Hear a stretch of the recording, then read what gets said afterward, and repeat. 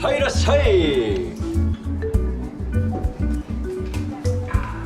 Norm. Good to see you. Good to see you, man. I thought we were supposed to meet at Starbucks. Oh, hey, listen, Rob. I just want to thank you for agreeing to meet with me. It sure means the world to me. I called you to meet me. You did? Well, that's nice, too. Anyway, Patty wants me to have a vasectomy. Oh, my goodness, that's quite a coincidence. I have had a vasectomy. I know. That's why I called you. How about that, huh? So tell me about it. About what? The vasectomy. Oh, the vasectomy. Yes, yes. Well, first of all, you must know they don't put you out. You're fully awake for the entire procedure.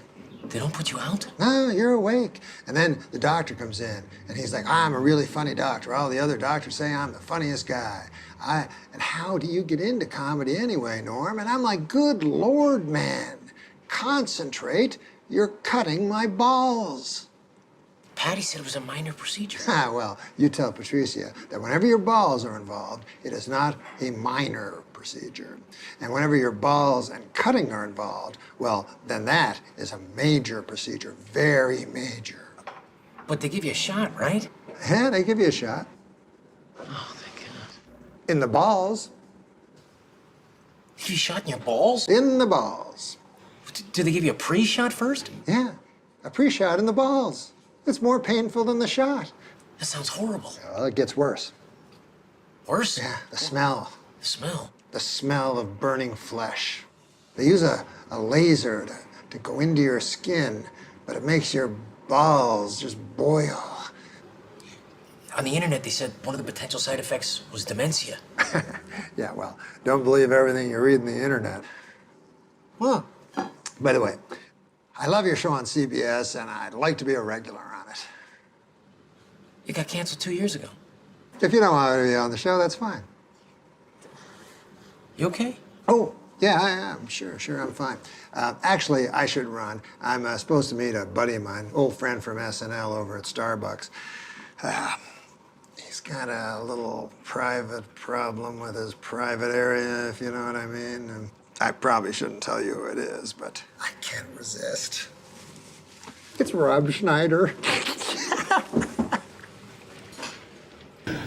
Former First Lady Nancy Reagan reports that her husband has been relaxing at their ranch, riding horses and chopping wood. Sadly, eyewitnesses report that he was actually riding wood and chopping horses.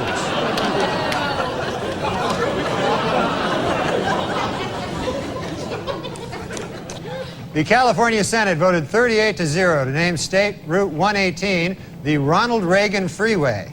The 83-year-old former president joked, "People have tried to drive over me for years. This is the first time I will actually welcome it." And then everybody enjoyed a good laugh, even though they had no idea what the hell he was talking about. Former President Ronald Reagan is selling his Santa Barbara ranch to the federal government, which will turn it into a California state park. In what can best be described as a sweetheart deal for Reagan, he will get $5 million for the 700-acre ranch, and he will still think he owns it.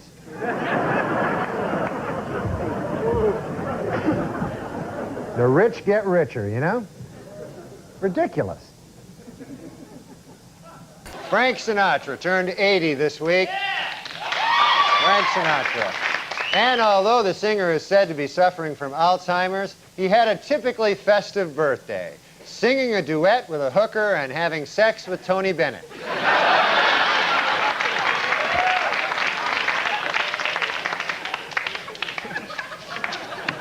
Probably going to end up in Jersey with a meat hook up my ass, but it was a good joke. A new study funded by tobacco giant Philip Morris claims that the nicotine in cigarettes may actually help prevent Alzheimer's disease. Executives at Philip Morris caution that the study is not conclusive, but just to be safe, everyone on Earth should start smoking.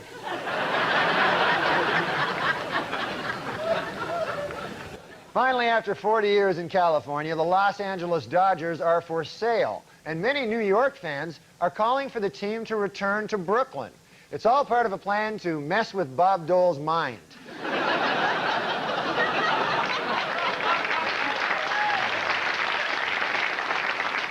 embattled House Speaker Newt Gingrich may finally have solved his financial troubles. On Thursday, Gingrich announced that former Senator Bob Dole has loaned him the $300,000 needed to pay his ethics committee fine. And today, more good news for Gingrich. Dole has already forgotten he loaned him the money. Carl Reiner said to me, You hold your hand to him? yeah, he goes like this. The only problem I have is short-term memory loss. The only problem I have is short-term memory loss. Sometimes I'm beginning to worry about my short-term memory loss. That was the, oh. Sometimes I'm beginning to worry about my short-term memory loss.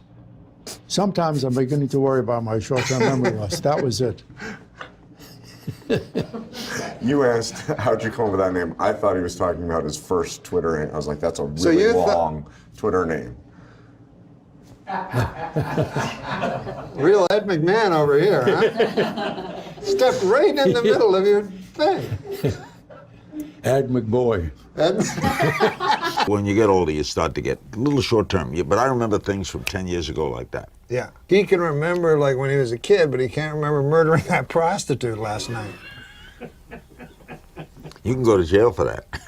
It's a whole new law. I've been told. How old was she? I don't remember. If you don't remember, you're not going to convict you. Yeah, I'm past that lie detector test with flying. Mike Wallace was a great friend. I love Mike. He did me on 60 Minutes, and it was really great. They were very laudatory. And he said to me, "We were so good to you, I'm going to kill the next 3 guys we do." Mike was a grand guy. I said, he had dementia at the end. That's funny to you.